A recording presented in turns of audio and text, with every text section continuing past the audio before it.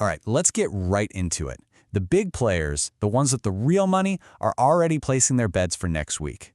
Our job? To follow their trail, decode the signals they're sending, and figure out what it all means for the markets. So, the billion-dollar question, right?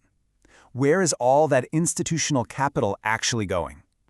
We're going to follow the smart money breadcrumbs across three huge markets: gold, crypto, and Forex. Stick with me, and by the end of this, you'll have a super clear framework for what to watch.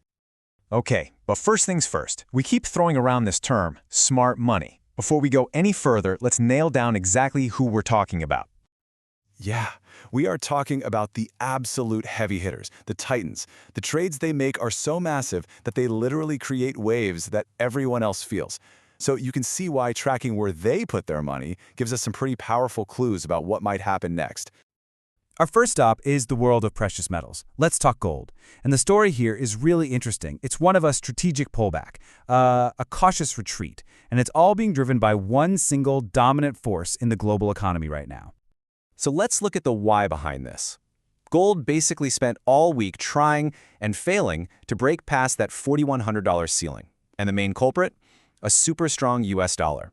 You know, when the dollar is strong and you can get high interest rates on it, holding an asset like gold, which pays you nothing, starts to look a lot less attractive.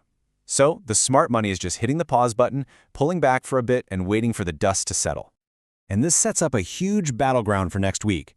The whole game revolves around that $4,000 support level. That is a massive psychological floor. If it breaks, look out below. But if it holds, then the next test is that $4,100 resistance it just couldn't crack. Now, let's pivot over to the crypto markets, because that same strong dollar is creating a completely different story over here. While gold is in retreat, crypto is telling a very different tale, one of quiet, methodical buying. So you look at the charts for Bitcoin and Ethereum, and you see this kind of flat, sideways movement. But don't mistake that for boredom. All the indicators are pointing to what's called an accumulation phase. It means the big institutional players are using this calm, this lack of crazy price swings to secretly stock up. They are buying the dip just very, very quietly without making a big scene.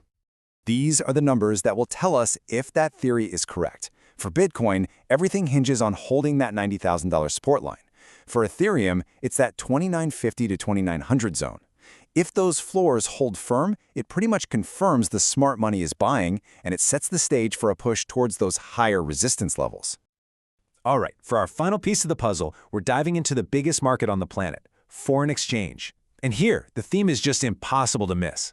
The US dollar is king, and the smart money is riding that wave with a really specific and frankly brilliant strategy. We're seeing the dollar flex its muscles all over the place, pushing up against the Japanese yen, putting pressure on the euro. But here's the really cool part. The big funds aren't just buying dollars. Nope, that's too simple. They're using a much more sophisticated play to squeeze every last drop of profit out of this. It's called the carry trade. Okay, so check this out. It's how the pros really play the game. They borrow money where it's super cheap in a currency like the Japanese yen that has really low interest rates. Then they take that money and invest it in a currency with high interest rates like the US dollar. They just sit back and profit from the difference. And right now, with US rates high and Japan's low, that gap is huge. It makes this trade an incredibly attractive bet on the dollar staying strong. So, let's put all the clues together. We have a pullback in gold, quiet accumulation in crypto, and a leveraged bet on the dollar in Forex. When you put it all on the table, it paints a very clear picture of two competing scenarios for the week ahead.